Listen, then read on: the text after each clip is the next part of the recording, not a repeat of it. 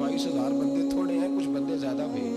उमर बिन साद को बैतुल्लाह इब्न ज़ियाद कहने लगे कि तू पागल तो नहीं हो गया, 72 के लश्कर का 22,000 भेजा, और कितना भेजूं? तो उसने कहा तुम्हें ये नहीं पता ये लोग कौन है? ये मौला अली शेर खुदा की औलाद है। इनमें एक एक शख्स ऐसा है जो एक एक हजार के मुकाबले में लड़ना जानता है। तो यहाँ कमजोरी दिखाई जाती है। हमारे बच्चे समझने लगे हैं कि ये शायद कोई ऐसी दास्तान है, और इस तरह का माहौल टीवी पे मैं देख रहा था, इस तरह का माहौल बनाया जाता है जैसे कोई खौफ है। यानी वाकई करबला कोई ऐसा वाकया जिसे देख के खौफ तारी हो जाए, बच्चे रातों को डरे। वो अकेले दरख्त दिखाए जा रहे हैं और तीर दिखाए जा रहे हैं। ओ यार, क्या कौम की तरबियत कर रहे हैं? वाकई करबला हौसले का नाम है, दलेरी का नाम है। सुने बात असल में क्या थी, बड़े ठंडे दिमाग से मेरी बात को समझिएगा। हजरत मौला अली शेर खुदा के बाद मुसलमानों के मुतफिका अमीर बने थे हजरत अमीर माविया। उन्हें अमीर किसने बनाया था? इमाम हसन ने, हजरत अली के बड़े साहिबजादे। हजरत इमाम हसन ने उनसे सुलह की, उन्हें खिलाफत दी। और सही बुखारी में नबी पाक ने फरमाया था मेरा बेटा हसन सरदार है, जब मुसलमानों की जमातों में लहू बह जाएगा तो हसन उनकी सुलह करा देगा। वो सुलह इमाम हसन ने कराई, जनाब अमीर माविया अमीर बन गए। हजरत अमीर माविया रदी अल्लाह ताला अन्हो बड़ा प्यार करते थे नबी पाक से, बड़ा एहतराम करते थे हुजूर के ख़ानदान का। उनकी जो इज्तिहादी ख़ताएँ हैं वो अपनी जगह पे मौजूद हैं। चूँकि इमाम हसन ने उनसे सुलह कर ली, लिहाजा हम भी उनके बारे में कोई जुमला कहने के मजाज, हमारी मजबूरी इमाम हसन है। इसलिए कि जिसे इमाम हसन सही कहे, फिर इमाम हसन के मानने वाले को उसे गलत नहीं कहना चाहिए। हज़रत अमीर माविया रदी अल्लाह ताला अन्हु का जब विसाल हुआ तो हज़रत इमाम हसन पहले ही उनसे विसाल कर गए, आपको जहर दे दिया कि आप शहीद हो गए।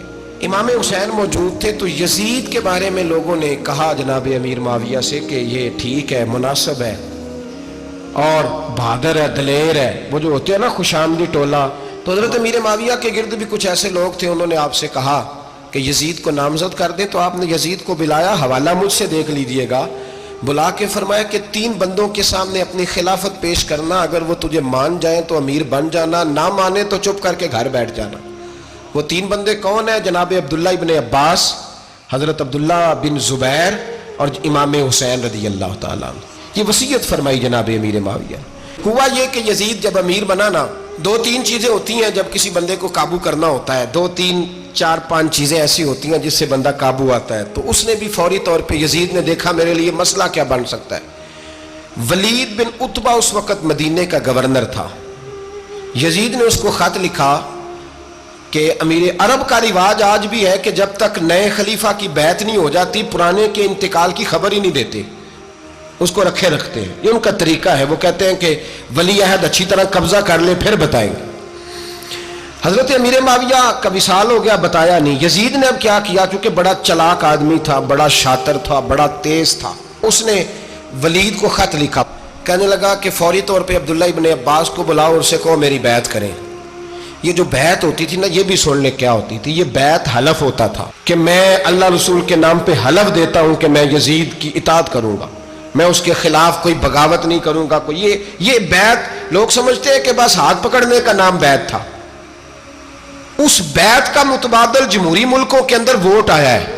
तो कहा बैत करें, हजरत अब्दुल्ला इब्न अब्बास को भी बुलाओ, अब्दुल्ला बिन जुबैर को भी बुलाओ, इमाम हुसैन को भी बुलाओ। इमाम हुसैन आधी रात के वक्त बैठे थे मस्जिद नबी में, चूंकि 5 नमाजों की आप इमामत करते। इमाम हुसैन नमाज पढ़ा के शाह की बैठे थे जनाब अब्दुल्ला बिन जुबैर। अब्दुल्ला बिन जुबैर कौन थे? ये नबी पाक सल्लल्लाहु अलैहि वसल्लम की पुप्पी पोते थे और जनाब सिद्दीक अकबर के नवासे थे हजरत अब्दुल्ला बिन जुबैर। और जनाब जुबैर बिन अवाम अशरा मुबशरा से अभी हैं, उनके बेटे थे। बहुत जीरक आदमी थे, ये भी इमाम हुसैन के पास बैठे थे। अब्दुल्ला इब्न अब्बास भी थे जो हुजूर के चचा के बेटे हैं, इस उम्मत के पहले मुफस्सिर है कुरान पाक। ये लोग बैठे थे। तो वलीद ने एक बंदा भेजा, उसने आके कहा जनाब आपको गवर्नर साहब ने बुलाया है। तो अब्दुल्ला बिन जुबैर कहने लगे हुसैन इस वक्त बुलाने की बात समझ में नहीं आई। तो इमाम हुसैन बड़े बसीरत वाले थे, अल्लाह ने बसीरत दी थी। कहने लगे अब्दुल्ला आपको समझ नहीं आई, मुझे समझ आ गई है, अमीर माविया विसाल कर गए और ये हमें जो बुलाया गया है ना, ये यजीद की बैत के लिए बुलाया गया है। तो कहा फिर आप आधी रात को ना जाएं, आपके लिए खतरा होगा। तो इमाम हुसैन फरमाने लगे खतरा हुसैन को नहीं होता। नहीं, कहा फिर भी आप मेहरबानी करें, जरा एहतियात से जाएं। तो जनाब अब्दुल्ला इब्न जुबैर ने, अब्दुल्ला इब्न अब्बास ने 14 बंदे نیزے دے کے تلواریں دے کے امام حسین کے ساتھ بھیجے اور کہا کہ امام حسین اگر اس نے کوئی غلط ملت بات کی نا زبردستی بیعت کرنے کا کہا تو آپ بس کوئی ایک بات اونچی آواز میں کر دینا یہ سپاہی پیچھے آ جائیں گے۔ امام حسین ان 14 بندوں کو لے کے گورنر ہاؤس پہنچ گئے۔ جب آپ وہاں پہنچے اس نے بتایا، اس نے کہا جی حضرت امیر معاویہ انتقال کر گئے اور آپ نے یزید کی بیعت کرنی ہے۔ تو امام حسین فرمانے لگے میں چھپ کے بیعت نہیں کروں گا، مجمع لگاؤ، جمعے والے دن اعلان کرو، جو طریقہ ہے حضرت ابوبکر صدیق کا، جو طریقہ ہے حضرت عمر فاروق کا، جو انداز حضرت عثمان غنی کا ہے، جو مولا علی کا ہے، سر عام اعلان کرو، اگر ساری دنیا یزید کی بیعت کرے گی تو میں بھی تیار ہوں۔ تم مجھ سے بیعت لے کے پھر لوگوں کو بتانا چاہتے ہو کہ حسین بیعت ہو کر رہے ہیں تو تم کیوں نہیں کر رہے؟ میں عام آدمی نہیں ہوں لہذا چھپ کے بیعت نہیں کرتا۔ جب یہ بات کی نا تو ولید بڑا نرم دل تھا اور امام حسین کی شان کو جانتا تھا، وہ جانتا تھا یہ نبی پاک کا خاندان ہے۔ اس نے کہا جی مجھے تو حکم تھا، باقی آپ حضور کے نواز ہیں، میں کر کچھ۔ وہاں ایک بڑا بدبخت شخص بیٹھا تھا عبد الملک بن مروان، وہ ولید سے کہنے لگا کہ اگر حسین آج تمہارے ہاتھ سے نکل گئے تو تمہارے لیے بہت بڑا مسئلہ کھڑا ہو جائے، انہیں جانے نہ دینا، یا بیعت کراؤ یا ان سے کہو جنگ کے لیے تیار ہو۔ تو امام حسین رضی اللہ تعالیٰ عنہ کے کانوں میں آواز گئی تو فرمانے لگے ابن مرجانہ اگر تیرے اندر جرت ہے تو آ سامنے حسین کے، اس کے کانوں میں باتیں نہ کر، کانا پھوسی نہ کر، باہر آ میدان میں، شرارت نہ کر، باہر آ، میں تمہیں ابھی بتاتا ہوں کہ حسین سے مقابلہ کرنے کا انجام کیا ہے۔ یہ کہہ کہ امام حسین باہر نکلے، اپنے بھائی محمد بن انفیہ کو بلایا، عبداللہ بن زبیر، عبداللہ ابن عباس، ڈھیر سارے لوگ کٹھے ہو گئے۔ فرمایا یہ معاملہ ہے، اب کیا کرنا ہے؟ تو وہ کہنے لگے حضور وقت ابھی مناسب نہیں ہے، آپ اس طرح کریں یہاں رکے، ہم مکے سے، عراق سے، کوفے سے لوگوں کو بلاتے ہیں، یہاں ایک بڑی مجلس مشاورت قائم کرتے ہیں۔ امام حسین فرمانے لگے اگر تم مشاورت قائم کرو گے تو ولید اور عبد الملک بن مروان وہ تو جنگ کرنے کو تیار ہے، اور نبی پاک نے فرمایا ایک مینڈا ہوگا جس کی وجہ سے مدینے کی گلیوں میں لہو بہے گا۔ فرمانے لگے میں وہ بکرا، وہ مینڈا نہیں بننا چاہتا۔ کہا پھر آپ کیا کریں گے؟ تو امام حسین رو پڑے، فرمانے لگے میں مدینہ چھوڑ جاؤں گا لیکن مدینے کی حرمت پامال نہیں ہونے دوں گا۔ امام علی مقام آدھی رات کے وقت نکلے، سیدہ فاطمہ کا دروازہ ایک اس دن تھا جس دن حضرت مولا علی کوفے چلے گئے تھے، اور دوبارہ آج تالا لگا جب امام حسین نکلے۔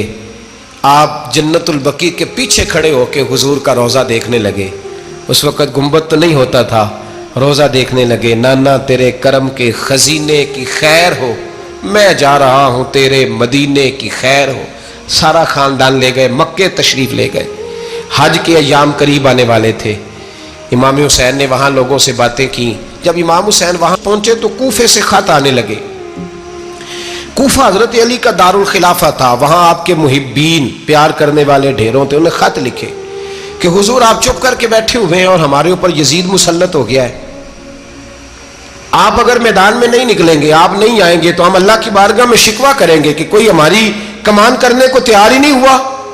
اور وہ خط 1 2 3 نہیں آئے، وہ خط اتنے تھے کہ 3 بوریوں میں بھرے تھے امام حسین، 3 بوریوں میں۔ اب مجبوری ہو جاتی ہے، حق کے لیے کئی دفعہ بات کرنا مجبوری ہوتی ہے، اگر نہیں کرے گا تو پھر اس کو بھی قبر میں جواب دینا پڑے گا۔ امام علی مقام رضی اللہ تعالیٰ عنہ نے مکے میں اب لوگوں کو جمع کیا مشورے کے لیے۔ ہر بندے نے کہا حضور وہ بلا تو رہے ہیں پر اپنے وعدوں کے پکے۔ کہا حضور وہ پکے نہیں، آپ نہ جائیں۔ ہر بندے نے کہا حالات ٹھیک نہیں، حالات گراؤنڈ ریالٹی صحیح نہیں، یہی مشورہ آج بھی ہر بندہ دیتا ہے، ابھی حالات نہیں۔ اتنے خراب حالات کبھی نہیں ہوئے تھے جتنے امام حسین کے دور میں تھے، لیکن فرمایا میں دین کے خلاف غلط حکمران کو مسلط ہونے کی اجازت، بول کے بتائیے، بول کے، غلط حکمران کو مسلط ہونے کی اجازت، مزاحمت کروں گا، مخالفت کروں گا۔ امام کہنے لگے کوئی بات نہیں، وہ میرے ساتھ چلے نہ چلے لیکن میں کوفے جاؤں گا، وہ لوگ میرے ساتھ کھڑا ہونے کو تیار ہے تو وہ جھوٹ ہے یا سچ ہے پر میں چلوں گا۔ جب امام علی مقام نے اصرار فرمایا تو جو آپ کے قریبی صحابہ کرام کی اولادیں تھی ساری، یہ بھی اب بیماری ہے، کچھ لوگ کہتے ہیں جی صحابہ نہیں ساتھ چلے، تو میں کہتا ہوں اہل بیت نبوت کے تو کل افراد 21 تھے، تو 72 میں باقی اولادیں کس کی تھیں؟ وہ ساری صحابہ کی اولادیں تھیں، وہ سارے۔ پتہ نہیں کیوں اس طرح کا فلسفہ بیان کیا جاتا ہے جس میں حالات خراب ہو۔ حضرت سیدنا امام علی مقام کو جب بہت زیادہ کہا گیا نا تو امام حسین رضی اللہ تعالیٰ عنہ نے فرمایا چلو میں ایک کام کرتا ہوں، مسلم بن عقیل کو بھیجتا ہوں، حضرت علی کے بھتیجے ہیں، امام حسین رضی اللہ تعالیٰ عنہ کے چچا کے بیٹے ہیں، حضرت عقیل کے صاحبزادے مسلم بن عقیل بڑے سمجھدار آدمی تھے، معاملہ فہم تھے، بڑے جری تھے، اتنا زبردست مشورہ کم لوگ دیتے ہیں جتنا حضرت مسلم بن عقیل دیتے تھے۔ ان کو بھیجا گیا کوفے۔ اب اس میں بڑی تفصیل ہے، وہ اپنے 2 بچے بھی لے گئے۔ جب وہ کوفے پہنچے نا تو کوفے پر جناب نعمان بن بشیر کی حکومت تھی، آپ گورنر تھے اور اہل بیت سے بڑی عقیدت رکھنے والے، نرم رویہ۔ عبید اللہ ابن زیاد کوفے کا گورنر نہیں تھا، یہ کسی اور علاقے کا تھا۔ جب آپ وہاں پہنچے تو نعمان بن بشیر نے دیکھا کہ حضرت مسلم بن عقیل آئے ہیں، تو لوگ دوڑے ان کی بیعت کرنے، بھاگے، اتنے لوگ جمع ہوئے کہ ایک دن میں 17,000 آدمی نے بیعت کر لی۔ کتنے بندے جی؟ 17,000 آدمی ایک دن آیا۔ اب وہ جو امام مسلم بن عقیل کے وہاں نعرے لگانے والے تھے، کہنے لگے حضور یہ پہلے دن کی کارکردگی ہے، 2-4 دن میں دیکھیے کیا ہوتا ہے۔ 2-4 دن میں کیا ہوا؟ 40,000 آدمی نے بیعت کر لی۔ اب وہ 40,000 بندہ تیار ہو گیا۔ ادھر سے جو یزید کے وفادار تھے انہوں نے خط لکھا یزید کو کہ تو نے بڑا نرم آدمی گورنر بنایا ہے اور 40,000 بندہ چلا گیا حسین کی طرف، اگر ایک دن مسلم بن عقیل اور رہے تو جو تمہارا گورنر بیٹھے ہیں نا جناب نعمان بن بشیر، ان کو گورنر ہاؤس سے نکال کے مسلم بن عقیل قبضہ کر لیں گے، تو چپ کر کے بیٹھا ہے۔ یزید بڑا تیز تھا، اس نے ایک آدمی گھوڑے پہ دوڑایا۔ عبید اللہ ابن زیاد ایک اور علاقے کا گورنر تھا، پر بڑا ظالم سا بدماش تھا، بڑا سخت گیر آدمی تھا۔ اس کو کہا کہ تو پہلے ایک صوبے کا گورنر ہے، جا تجھے دوسرا صوبہ بھی دیا۔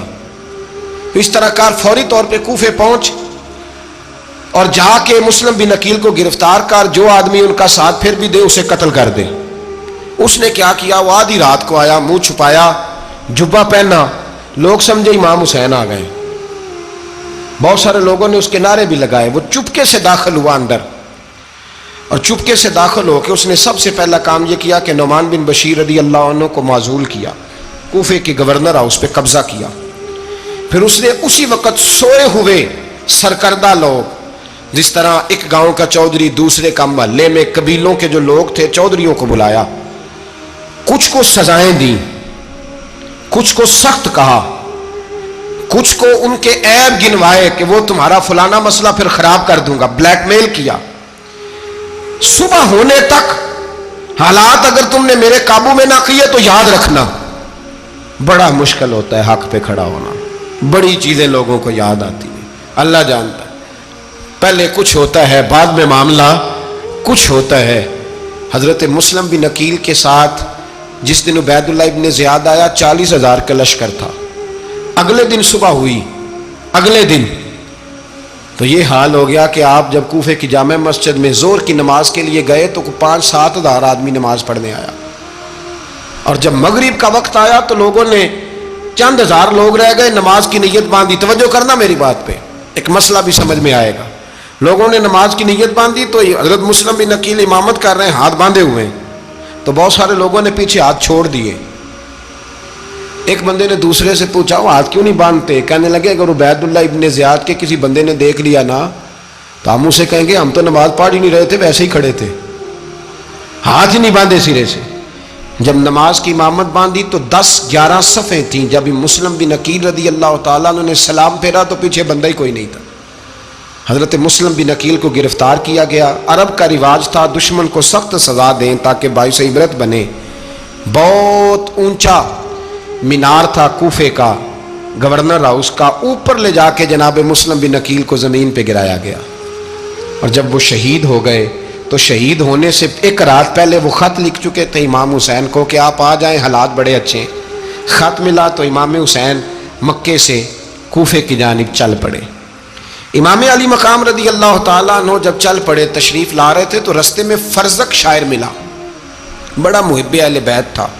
رستے میں ملاقات ہوئی، اللہ اکبر۔ حضرت مسلم بن عقیل جب گرایا شہید ہو گئے تو پھر اس نے اس طرح کیا کہ آپ کی لاش کو لٹکا دیا چوک میں۔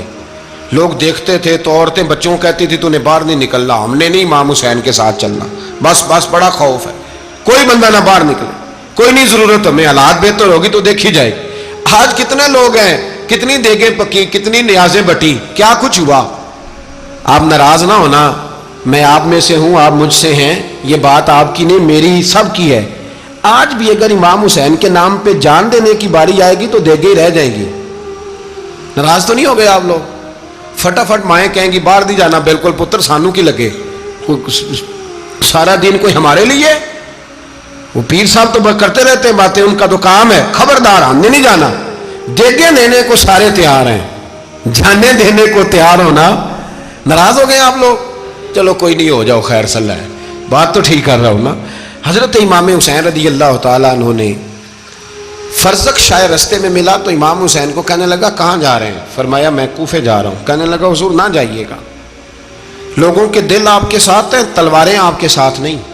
سیدنا امام حسین رضی اللہ تعالیٰ عنہ کو آ کے کہا حضور وہ سارے کوفے والے مانتے ہیں کہ بات حسین کی ٹھیک ہے لیکن آپ کی سپورٹ نہیں کریں گے. اور اگلی بات فرزق نے یہ کی کہ حضور میں حضرت مسلم بن عقیل کی لاش کو لٹکی ہوئی دیکھ کے آیا ہوں کوفے کے چوک میں. بڑا ہی خوبصورت فکرہ ہے امام حسین کا. فرمانے لگے میرا بھائی لٹکا ہوا تھا, کہیں کسی کے آگے جھکا تو نہیں تھا؟ لٹکا ہی تھا نا, کہیں جھکا تو نہیں کسی کے آگے؟ کہا حضور نہیں. تو آپ فرمانے لگے اگر مسلم بن عقیل لٹک گیا تو حسین بھی لٹک جائے گا, لیکن جھکے گا. حضرت امام حسین تشریف لائے, بچوں سمیت آئے. حر بن یزید ایک شخص تھا. حر بن یزید ایک مختصر سا لشکر لے کے اس نے امام حسین کو ایک جگہ پہ روکا, پھر دوسری جگہ پہ روکا, بالآخر تیسری جگہ پہ روکا. تو امام حسین نے فرمایا جگہ کون سی ہے؟ کہا حضور کرب و بلا. فرمایا بس یہی خیمے لگا دو, یہی.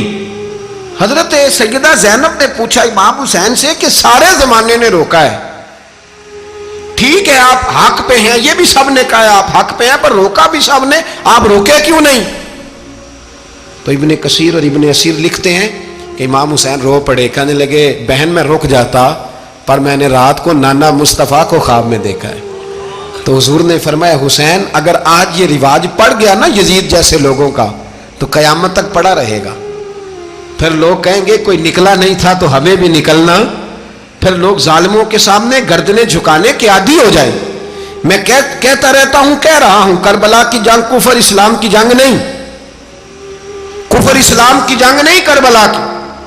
کیونکہ یزید تو بڑا پکا نمازی تھا, خطبہ دیتا تھا. وہ تو جب امام حسین رضی اللہ تعالیٰ عنہ نے کربلا کے میدان میں جمعے کا دن تھا تو یزید کے سامنے کو بات کرنی شروع کی, عمر بن سعد کے سامنے. تو عمر بن سعد کہنے لگا حسین زیادہ باتیں نہ کر, ہمارا جمعہ لیٹ ہو رہا ہے, جنگ کے لیے تیار ہو, فٹافٹ آ. اہل بیت نبوت کو قتل کریں گے اور قتل کے بعد پھر نماز پڑھیں گے اور پھر کہیں گے اللہم صلی علی محمد وعلی آل محمد, اسی نماز میں پھر درود بھی پڑھیں گے. یہ کیسا مرتبہ ہے, کیسا انداز ہے, دوستی قاتل سے بھی مقتول سے یارانہ بھی. امام حسین نے کرب. حر بن یزید امام حسین سے کہنے لگا مجھے حکم ہے آپ کو روکنے کا, آپ آگے نہیں جا سکتے. امام صاحب نے فرمایا وجہ زمین اللہ کی ہے. اس نے کہا آپ بیعت نہیں کر رہے, یزید کی حالات آپ کے حق میں درست نہیں ہیں, آپ نہیں جائیں گے. امام روک گئے. ظہر کی نماز کا وقت ہوا تو حضرت علی اکبر امام حسین کے بڑے صاحبزادے انہوں نے اذان ظہر پڑھی تو حر بن یزید کے لشکر نے امام حسین کے پیچھے نماز ادا کی. کہا بھئی تم مقابلے میں آئے ہو, نماز پیچھے پڑھتے ہو؟ کہا حضور مقابلہ تو تلواروں سے کر رہے ہیں پر ہمارا دل تو مانتا ہے نا کہ مصطفیٰ کا نواسہ بڑی شان والا ہے. حر بن یزید نے 3 نمازیں لشکر سمیت امام حسین کے پیچھے پڑھی ہیں, 3 نمازیں, ظہر اثر اور مغرب. پھر امام حسین کے سامنے شرائط پیش کی کہ آپ کو یہاں گھیر لیا گیا ہے, یہاں آپ بیعت کریں گے, یہاں جنگ کریں گے, 2 ہی باتیں. امام حسین نے فرمایا نہیں بھائی بیعت تو میں نہیں کرتا, اس کے علاوہ تم جو کہتے ہو میں کرنے کو تیار ہوں. اس نے خط لکھا, عبید اللہ ابن زیاد کو ایک بندہ دوڑایا پیچھے, کوفے چند میل پہ کوفہ تھا. کہا وہ نہیں مان رہے, کیا کرنا ہے؟ تو حسین ابن علی ہے, میں زیادہ دیر انہیں روک بھی نہیں سکتا. انہوں نے پیغام دیا حر بن یزید کو کہ کرنا کچھ بھی نہیں, ان کا پانی بند کر دو, بلیک میل کرو, کھانا پانی نہیں ملے گا, چھوٹے چھوٹے بچے ہیں, خود ہی مان جائیں گے.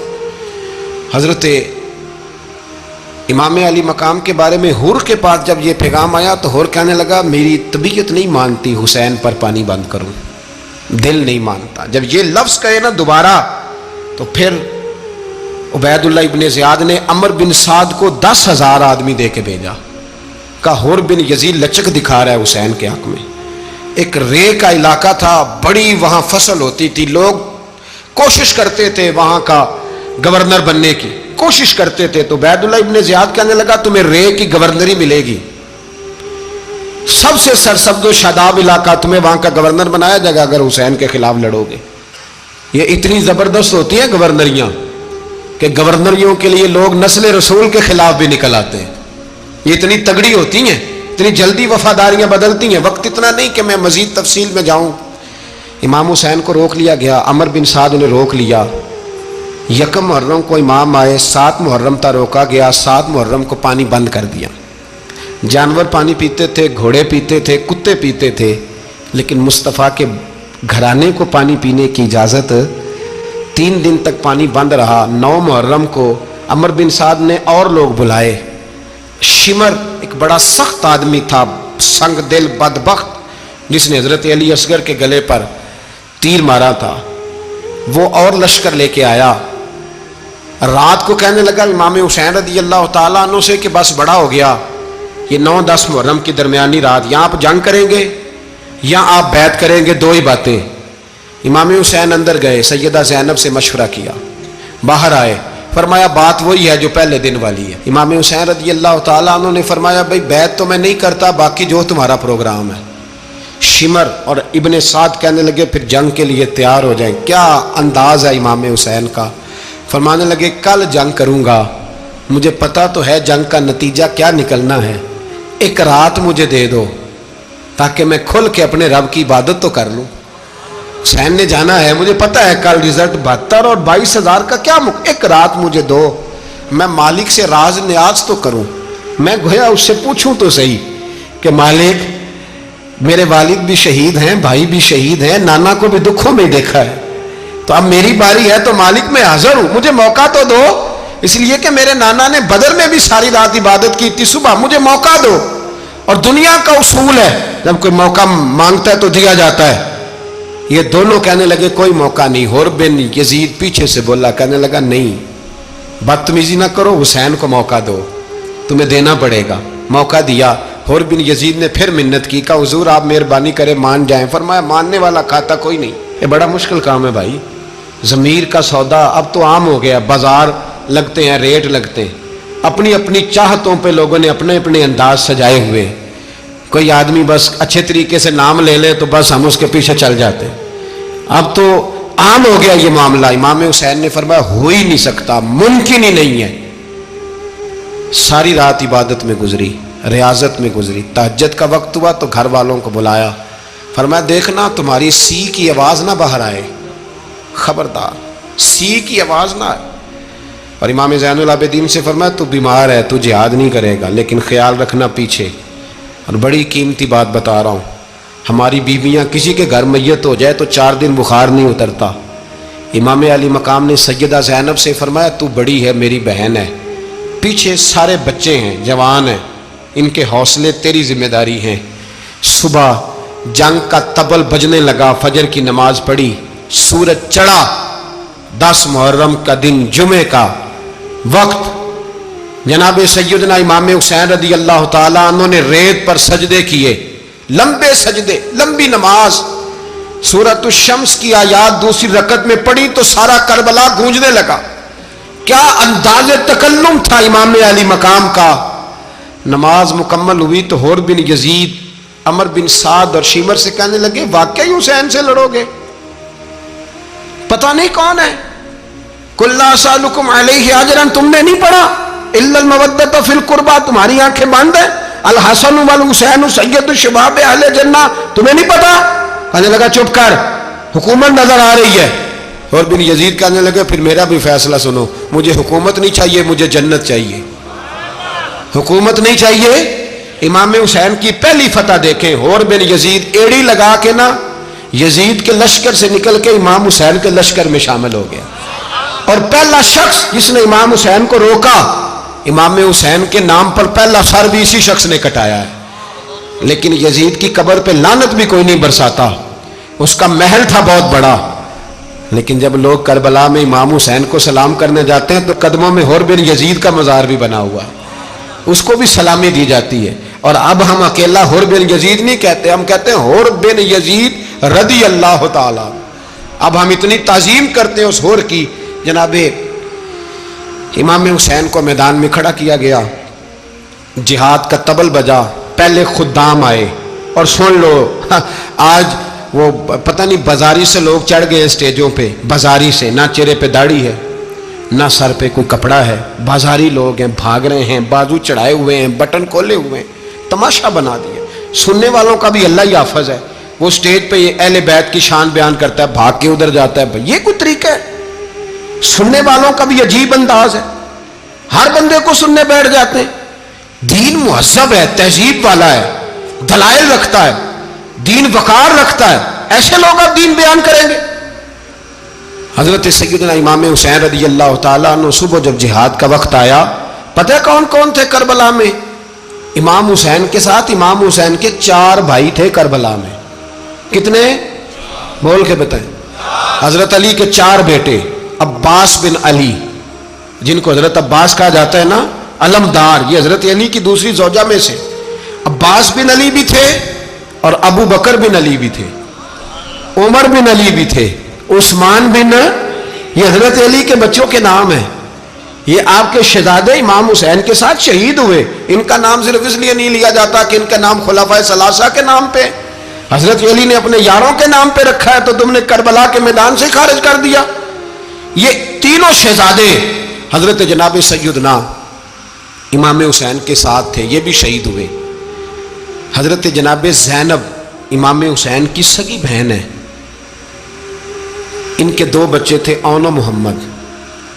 جب امام حسین میدان میں جانے لگے تو جناب زینب بچوں سے کہنے لگی، نہ پہلے بھائی نہیں جائے گا، پہلے بھانجے جائیں گے۔ 2 بچے شہید ہوئے۔ حضرت قاسم بن حسن امام حسن کے بیٹے تھے، وہ جب میدان میں جانے لگے تو امام حسین نے کہا، نہیں بھائی تو نہیں جائے گا، تو میرے بھائی کی نشانی ہے، میں جاؤں گا۔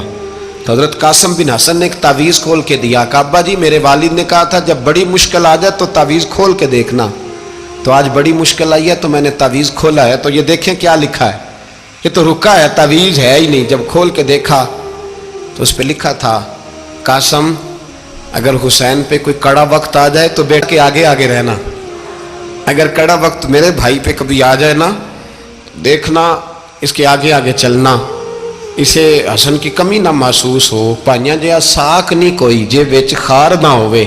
سیدنا امام حسین پہلی دفعہ کربلا میں اس وقت روئے جب یہ رکا، آپ نے دیکھا تو فرمایا ٹھیک ہے، اگر حسن کی یہ وصیت ہے تو میں نے زندگی میں اگر ان کی ہر بات مانی ہے اب بھی مانوں گا، تمہیں اجازت ہے۔ جناب قاسم بن حسن 16 سال کا جوان جب میدان میں نکلے تو ہائے ہائے پتہ نہیں کہاں سے آ گئی ہے۔ امام قاسم بن حسن جب میدان میں نکلے تو تبری سے لے کر علامہ ابو الاسناد صاحب کو پڑھ کے تو دیکھو، 3 دن کی پیاس ہے، شدید آزمائش ہے، دکھ ہے، تکلیفیں ہیں، پھر بھی پہلی دفعہ جب میدان میں گئے ہیں واپس آئے ہیں 19 لوگوں کو قتل کر کے واپس آئے۔ سناؤ قصہ خیبر کو، تمامی اپنے بچوں کو، علی کی داستان سن کے دلوں سے ڈر نکلتا ہے، علی کی داستان سن کے دلوں سے، یہ جو بچے ڈر رہے ہیں نا، وہ چمگادڑ آ گئی، کاکروچ آ گیا، یہ خوف نکل جائے گا اگر حضرت قاسم بن حسن کی بات سنیں گے۔ درجنوں لوگ آپ نے قتل کیے۔ ایک دفعہ آئے، کہا چاچا یزید کا لشکر تو بڑا بزدل ہے، اگر چند قطرے پانی میرے حلق سے گزرے تو میں سارے کاٹ کے لے آؤں گا آپ کے پاس، چند قطرے۔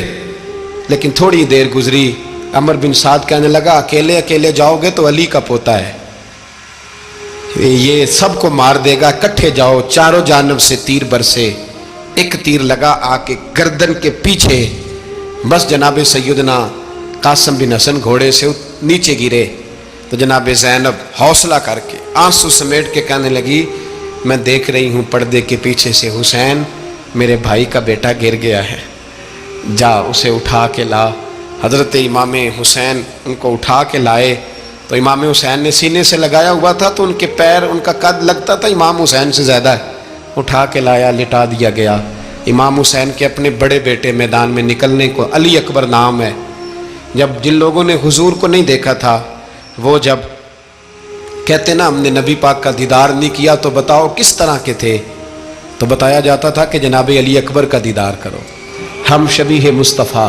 اور جب وہ گلیوں میں نکلتے تھے تو عورتیں چھتوں پہ چڑھ جاتی. جناب علی اکبر رضی اللہ تعالیٰ عنہ تلوار لے کے میدان میں نکلے، جوان بیٹے دینے بڑے مشکل. او یارو رٹا کیا ہے یہ تو بتاؤ کہ ظالم آدمی حکمران، یار یہ رٹا ہے، ایک ظالم کا رستہ روکنا ہے.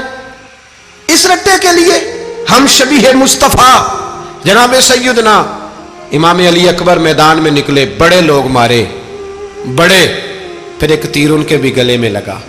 اور جب وہ گرے نا زمین پہ تو حضرت امام حسین دوڑ کے آئے، دوڑ کے، اور جب تشریف لائے تو ان کے گلے سے تیر کھینچا تو ایک جملہ لکھا ہے صاحب تبری نے، اس نے حد کر دی. کہنے لگے تیر کھینچا تو امام حسین کی آنکھوں میں آنسو آئے. کہنے لگے کاش جناب ابراہیم آج میرے سامنے ہوتے تو میں انہیں کہتا کہ آپ نے تو بیٹا ذبح کرتے وقت آنکھوں پہ پٹی باندھی تھی، دیکھو میں کھلی آنکھوں سے بچے ذبح کر رہا ہوں، کھلی آنکھوں. کاش جناب ابراہیم خلیل ہوتے تو انہیں کہتا.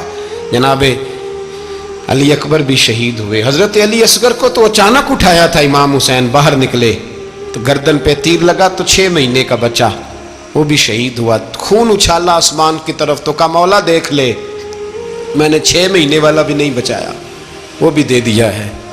پھر حضرت عباس کو بیٹیوں نے کہا کہ اب نہ، کچھ کہتے ہیں پہلے شہید ہوئے، کچھ نے لکھا بعد میں، کہ اب ہم سے پانی کے بغیر نہیں رہا جاتا. تو جناب عباس پانی کا مشکیزہ لے کے نکلے باہر، ایک ہاتھ کٹا، دوسرے پہ مشکیزہ وہ بھی کٹا، پھر پانی تو بھر لیا تھا لا نہ سکے، پھر گردن کٹی تو شہید ہوئے.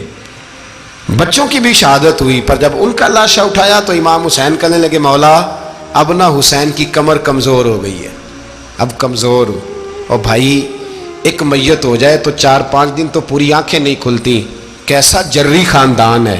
تھوڑی دیر گزری تو امام علی مقام نے پٹکا باندھا، سر پہ دستار باندھی، مولا علی کی تلوار پکڑی، نبی پاک کا امامہ باندھا اور گھوڑے پہ سوار ہوئے. تو کہنے لگے زینب گھر تیرے حوالے اور میں اللہ کے حوالے، گھر تیرے حوالے اور میں. اور پھر امام حسین نکلے، امام علی مقام نکلے. راوی کہتے ہیں کہ یہ جلوہ پہلے بھی بڑے سونے تھے پر آج جو رنگ دیکھا وہ کبھی نہیں دیکھا. کیا انداز تھا، جدھر جاتے نعرہ لگاتے تو حد ہو جاتے. اتنے لوگ امام حسین نے کاٹے، اتنے کاٹے، پھر واپس پلٹ کے آئے اور کہنے لگے زینب ذرا پردے کے پیچھے سے دیکھ تو صحیح میری بہن، ان بزدلوں کو جرت ہی نہیں ہو رہی حسین کے مقابلے میں آنے. ایک دوسرے کو دھکا دیتے، تو جا تو جا. پھر اکٹھے وار ہوئے. یہ کون ہے کٹا ہوا، لباس ہے پھٹا ہوا، یہ بال یقین حسین ہے، نبی کا نور عین ہے. پھر چاروں جانب سے تیر برسے. تو امام علی مقام چونکہ نماز کا وقت ہو گیا تھا، اترے گھوڑے سے، خون بہ رہا تھا، گرم ترین ریت سے تیمم کیا، سر سجدے میں رکھا. اور جب شمر آپ کی گردن کاٹنے لگا تو کہنے لگے ٹھہر جا ذرا رب سے ایک بات کر لینے دے. اور پھر بولے امام حسین، کہنے لگے مالک تو اب بتا کہ حسین سے راضی ہے کہ ناراض ہے، تو بتا. تو پھر ایک آواز آئی، یا ایتھا النفس مطمئنہ ارجعی الی ربک راضیۃ مرضیہ. فرمایا نفس مطمئنہ واپس آ جا، تو اللہ سے راضی ہے، اللہ تجھ سے راضی. امام حسین وہاں شہید ہو گئے. اب یہ قافلہ امام حسین کا سر کاٹ، ذرا دیکھنا غور کرنا، سر کاٹ کے نیزے پہ رکھا ہے، جسم کربلا میں پڑا ہے. عورتوں کو گھوڑوں پہ بٹھا کے لے جایا گیا یزید کے دربار میں. یزید پہلے عبید اللہ ابن زیاد نے بدتمیزی کی، پھر یزید نے کی. سعودی عرب کا ایک مولوی بول رہا تھا، سعودی عرب کا، ان سے بھی بڑا عشق ہے، جس نے تقریر سننی ہو میرے پاس ہے. ہمیں لوگ مشورے دیتے ہیں کہ جو یزید کو اچھا کہے اور حسین کو باغی کہے اس کو ہم امام مان لیں. اس بے شرم بے حیا کو جو نبی پاک کے گھرانے کے بارے میں بکے اسے امام. سعودی عرب میں مسجد نبی میں درس دینے والا جس نے تقریر سننی ہو میرے پاس ہے. وہ کہتا ہے یزید تو بڑا اچھا آدمی تھا، اس نے تو بڑی خدمت کی. تو میں نے اسے کہا رشتہ داری کر لا یزید کے ساتھ، قریب ہو جا. شرم نہیں آتی؟ آج بھی نبی پاک کا دل دکھاتے ہو، حیا نہیں آتی، خیال نہیں آتا. اور لوگ گھر میں بیٹھ کے باتیں کرتے ہیں، کہتے ہیں جی جو بیت اللہ میں ہو وہ بھی برا ہو سکتا ہے. بیت اللہ میں تو 360 بت بھی تھے، وہ اچھے تھے. مدینے میں تو 360 منافق بھی رہے، پوری سورہ منافقون نازل ہوئی، وہ اچھے تھے. عجیب تماشا بنا دیا لوگوں نے مذہب کا. وہ آج بک رہا ہے. آج میرے پاس ویڈیو آئی ہے, کہتا ہے یزید نے تو بڑی خیر, وہ تو عبید اللہ ابن زیاد نے قتل کیا. بے شرمو, اگر عبید اللہ ابن زیاد نے بھی قتل کیا تھا تو حکومت کس کی تھی؟ بولے, بول کے بتائیں. تو پھر یزید نے عبید اللہ ابن زیاد کو سزا کیوں نہیں دی, بلکہ ایک جگہ 2 گورنریاں دی اس کو؟ یہ حال کیا. بلکہ سنو, جو حدیث پاک میں آتا ہے وہ یہ ہے کہ یزید چھڑیاں مار رہا تھا, چھڑیاں. امام حسین کے لبوں پہ تو نعمان بن بشیر صحابی تھے, بول پڑے, کہنے لگے, یزید بدبخت, ہاتھ پیچھے اٹھا, مجھے اللہ کی عزت کی قسم, میں نے سینکڑوں بار نبی پاک کو ان ہونٹوں کو چومتے دیکھا ہے. حضرت جناب زینب عورتوں کے مجمع میں پیچھے ہو کے بیٹھی ہیں. یزید کے پاس جب پہنچا لشکر تو یزید کہنے لگا, دیکھو اللہ نے مجھے عزت دی اور میرے مخالفوں کا کیا حال ہوا. تو بی بی زینب بول پڑی, اتنے صدمے سہے پر آواز توانا ہے, جاندار ہے. حضرت سیدہ زینب نے جب سنا نا کہ یہ کہہ رہا ہے کہ مجھے اللہ نے عزت دی, تو جناب زینب بولی. نعمان بن بشیر کہتے ہیں بی بی بولی, اتنے صدمے ہیں پر جناب زینب بولی اللہ اکبر. اس انداز میں بولی کہ پہلے قرآن مجید کی آیت پڑھی, کہنے لگی وَتُعِزُّ مَن تَشَاءُ وَتُذِلُّ مَن تَشَاءُ بِيَدِكَ الْخَيْرُ إِنَّكَ عَلَىٰ كُلِّ شَيْءٍ قَدِيرٌ. اور پھر کہنے لگی یزید تو بکتا ہے, کہتا ہے کہ تو عزت والا ہو گیا, یہ تیری حکومت ہے, 4 دن گزرنے دے, تجھ پہ کوئی لعنت بھی نہیں برسائے گا, اور میرے بھائی کا قیامت تک ممبروں میں اور خطبوں میں ذکر ہوا کرے گا, وقت گزرنے دے. جب جناب بی بی زینب بول رہی تھی تو حضور کے ایک نابینا صحابی پاس بیٹھے تھے, جناب نعمان بن بشیر کا ہاتھ ہلایا, ہلا کے کہنے لگے کیا علی آ گئے؟ تو علی کی آواز لگتی ہے, جبریل امی بول رہے ہوں جیسے, حکمت کے گوہر رول رہے ہوں جیسے, دربار دمشق میں بی بی زینب کا خطاب, منبر پہ علی بول رہے ہوں جیسے. میرے بھائی بس کربلا والا قافلہ تو مدینے پہنچ گیا. 3 سال یزید نے حکومت کی, شرابیں عام ہو گئیں, مکے پہ حملہ ہوا, خانہ کعبہ کا غلاف جلا, مدینے پہ اس نے حملہ کیا. 3 دن مسجد نبوی میں اس نے گھوڑے باندھے, مسجد نبوی میں صحابہ کو نکال کے اپنا اس نے امام مقرر کیا, لیکن پھر امت نے اسے قبول نہ کیا. پھر وہ رسوا ہوا اور آج تک وہ رسوا ہے. لیکن امام حسین کا نام کل بھی زندہ تھا اور آج بھی